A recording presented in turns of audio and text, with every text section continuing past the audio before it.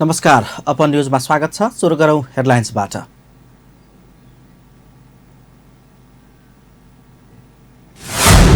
प्रदेश 2 लोकसेवा आयोगले पूर्णता पायो। आयोगका सदस्यमा नियुक्त देव र झाले लिए शपथ।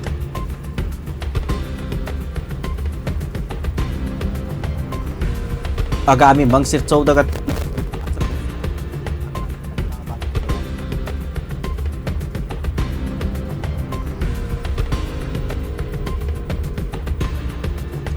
गर्न आवश्यक रहेको उपराष्ट्रपति पुनको भनाई। रूपन्देहीमा 10 लाख अवैध युरो सहित 5 जना पक्राउ।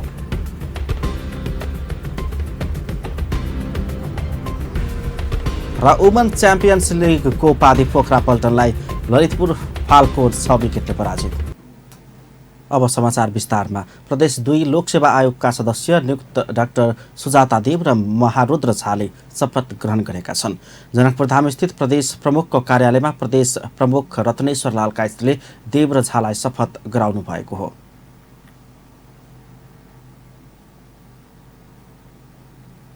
पूर्ण वफादार रही, सत्यनिष्ठापूर्वक प्रतिज्ञा गर्दछु, ईश्वरको नाममा शपथ लिन्छु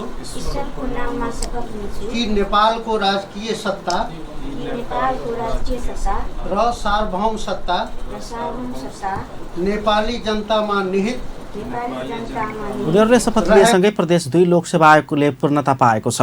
कार्यक्रममा मुख्यमन्त्री लालबाबु राउत, सभामुख सरोज कुमार यादव, आर्थिक मामिला तथा योजना मन्त्री विजय यादव, उद्योग वन तथा पर्यटन मन्त्री रामनरेश राय, सामाजिक विकास मन्त्री नवल किशोर शाह, प्रमुख प्रतिपक्षी दलका नेता सत्यनारायण मण्डल, लोकसेवा आयोगका अध्यक्ष सुरेन्द्र प्रसाद यादव र नीति आयोगका उपाध्यक्ष भोगेन्द्र झा सहितको उपस्थिति थियो। राष्ट्रपति विद्यादेवी भण्डारी र जापानका प्रधानमन्त्री शिन्जो आबे बीच आज बिहान टोकियो स्थित आकासाका प्यालेस स्टेट गेस्ट हाउसमा भेटवार्ता भएको छ। सो अवसरमा गृहमन्त्री रामबहादुर थापा, परराष्ट्र सचिव शङ्करदास बैरागी, जापानका लागि नेपालका राजदूत प्रतिभा राणा, राष्ट्रपति कार्यालयका सचिव डाक्टर हरि पौडेल, राष्ट्रपतिका प्रमुख स्वकीय सचिव डाक्टर भेषराज अधिकारी तथा परराष्ट्र मन्त्रालय र राष्ट्रपति कार्यालयका उच्चपदस्थ अधिकारी एवं जापानी पक्षबाट उच्चपदस्थ पदाधिकारी सहभागी भएका थिए। जापानी सम्राट नोरुहितोको शुभ राज्याभिषेकमा सहभागी हुन राष्ट्रपति भण्डारी सहितको टोली प्रतिनिधिमण्डल आइतबार राजधानी टोकियो पुगेका थिए। म्यानमारका राष्ट्रपति विन मिन्टको मैत्रीपूर्ण निमन्त्रणामा म्यानमारको 5 दिने राजकीय भ्रमण पुरा गरी राष्ट्रपति भण्डारी नेतृत्वको प्रतिनिधिमण्डल आइतबार राति त्यहाँ पुगेको हो। जापानी सम्राट नोरुहितोको शुभ राज्याभिषेक यही कार्तिक 5 गते स्थानीय समयअनुसार अपराह्न 1 बजे इम्पेरियल प्यालेसको सेदेन स्टेट हलमा हुँदैछ। राज्याभिषेक समारोहमा सहभागी भई नेपाली प्रतिनिधिमण्डल कार्तिक 6 गते स्वदेश फर्किने कार्यक्रम छ। सरकारले म्यानमारका स्टेट काउन्सिलर आङ सान सुकीको नेपाल भ्रमणको तयारी सुरु गरेको छ। राष्ट्रपति विद्या भण्डारीको हालै सम्पन्न म्यानमारको राजकीय भ्रमणका क्रममा सूचीले नेपाल भ्रमण वर्ष 2020 को प्रवर्धन गर्न नेपाल आउने चाहना व्यक्त गरे लगत्तै सरकारले उहाँको भ्रमणको तयारी सुरु गरेको हो। सोमबार राष्ट्रपति भण्डारीको उच्चस्तरीय भ्रमण सम्पन्न गरी स्वदेश फर्किनुभएका परराष्ट्र मन्त्री प्रदीप गेवालीले त्रिभुवन अन्तर्राष्ट्रिय विमानस्थलमा सञ्चारकर्मीहरू समक्ष म्यानमारका स्टेट काउन्सिलर सूचीले नेपाल भ्रमण वर्षको प्रवर्धनका लागि नेपाल आउने चाहना राष्ट्रपति समक्ष व्यक्त गरेकाले सरकारले सो भ्रमणका लागि प्रबन्ध गर्ने कामलाई अघि बढाइसकेको जानकारी गराएका छन्।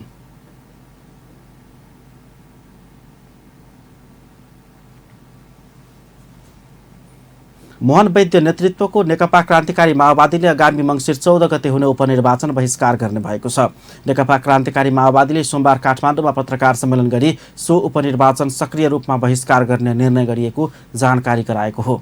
निर्वाचन आयोगले 3 वटै तहको विभिन्न 52 वटा स्थानमा हुने उपनिर्वाचनका लागि कार्यतालिका समेत सार्वजनिक गरेपछि वैद्य नेतृत्वको नेकपा क्रान्तिकारी माओवादीले सो उपनिर्वाचन सशक्त रूपमा बहिष्कार गर्ने घोषणा गरेको हो।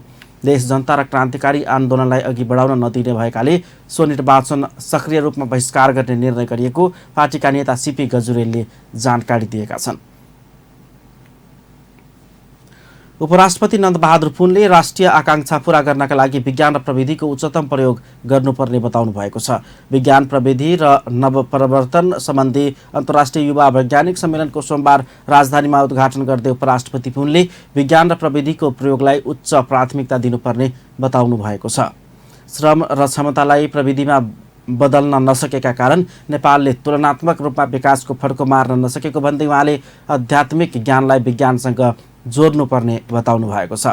उहाँले प्रविधिको प्रयोग गर्न नसकेकाले विकासमा नेपाल पछि परेको उल्लेख गर्दै उहाँले नेपाल र नेपालीको जीवनस्तर उठाई समृद्ध नेपाल निर्माणका लागि पर्याप्त ज्ञानलाई नेपालमा नै प्रयोग गर्न युवा वैज्ञानिकहरूलाई आग्रह गर्नुभएको छ। नेपाली सेनाले कोशी टप्पु क्षेत्रको श्रीपुर हरिपुरमा वृक्षारोपण गरेको छ। नेपाली सेनाको पूर्वी पृथनाको पहल एवं कोशी टप्पु वन्यजन्तु आरक्षण सुरक्षार्थ तैनात शत्रुभञ्जन गुल्मको संयोजनमा आयोजित कार्यक्रमबीच वृक्षारोपण गरिएको हो। सेनाको पूर्वी पृथनाले जनाएअनुसार कार्यक्रममा फलफुल तथा अन्य प्रजातिका बिरुवा गरी करिब 7500वटा र श्रीलङ्काका टप्पु क्षेत्रमा 6000 गरी करिब 13500वटा बिरुवा रोपिएको छ।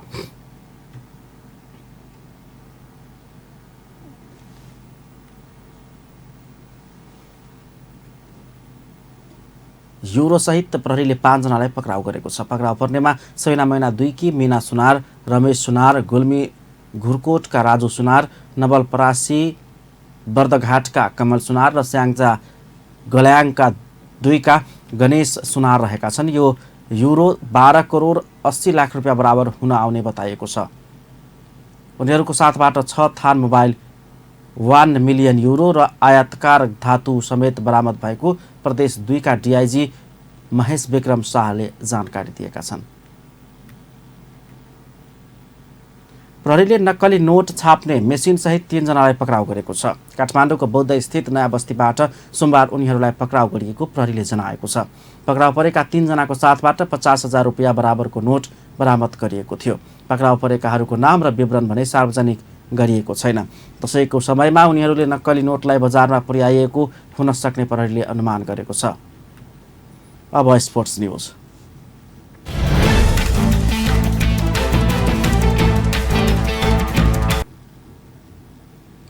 काठमाडौँमा जारी वुमन्स च्याम्पियनसिप लिगमा पोखरा पल्टनले जितका साथ प्रतियोगिताको अन्त्य गरेको छ। उसले आफ्नो अन्तिम खेलमा ललितपुर फाल्कोन्सलाई 6 विकेटले हरायो। टस जितेर पहिले ब्याटिङ गरेको फाल्कोन्सले 20 ओभरमा 7 विकेट गुमाउँदै 122 रन बनाएको छ।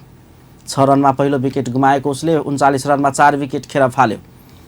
उसको गीता गोसाई र रोशनी बोहरा 1-1 रनमा आउट भयो भने कप्तान नेरी थापा 8 तथा करुणा भण्डारी पनि मात्र 1 रनमा पवेलियन फर्किएका थिए।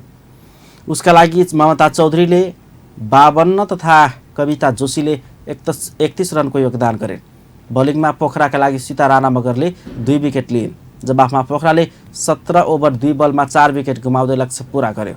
उसले पनि सुरुवात भने राम्रो गर्न सकेन। 5 रनमा 3 विकेट गुमाएको पोखराका लागि कविता कुवलले रन बनाइन् भने बिन्दु रावलले बनाइन्। उसकी रेवती धोमी, सीता राणा मगर 1-1 रनमा आउट हुँदा रुबी पोडारले खाता खोल्न सकेनन्। तर त्यसपछि कविताले 61 रन बनाइन् भने बिन्दुले 40 रनको योगदान गरिन्। म्यानमार अन्डर 23 टिमसँग मैत्रीपूर्ण फुटबल खेल्ने नेपाली अन्डर 23 टिम मङ्गलबार बिहान कतार प्रस्थान गरेको छ। अखिल नेपाल फुटबल सङ्घ एन्फाले दक्षिण एसियाली खेलकुद प्रतियोगिता सागको तयारीको रूपमा म्यानमारसँग मैत्रीपूर्ण खेल खेल्न लागेको नेपाली टिम मङ्गलबार कतारतर्फ प्रस्थान गर्ने जानकारी दिएको हो। नेपालले यही कार्तिक 8 गते शुक्रबार म्यानमारसँग कतारको दोहामा मैत्रीपूर्ण खेल खेल्दैछ। अन्तमा हेडलाइन्स पुनः एकपटक।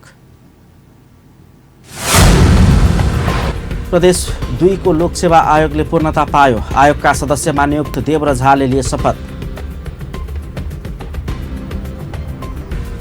आगामी मङ्सिर 14 गते हुने उपनिर्वाचन बहिष्कार गर्ने नेकपा क्रान्तिकारी माओवादीको तयारी। राष्ट्रिय आकांक्षा पूरा गर्नका लागि विज्ञान र प्रविधिको उच्चतम प्रयोग गर्न आवश्यक रहेको उपराष्ट्रपति पुनको भनाइ। रूपन्देहीमा 10 लाख अवैध युरो सहित 5 जना पक्राउ।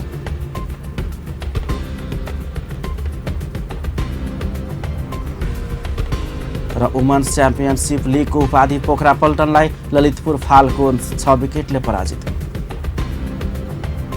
अपन न्युज अहिलेलाई यति नै। पल पल खबर तेज नजर अपन टिभी हेर्दै रहनुहोला। नमस्कार।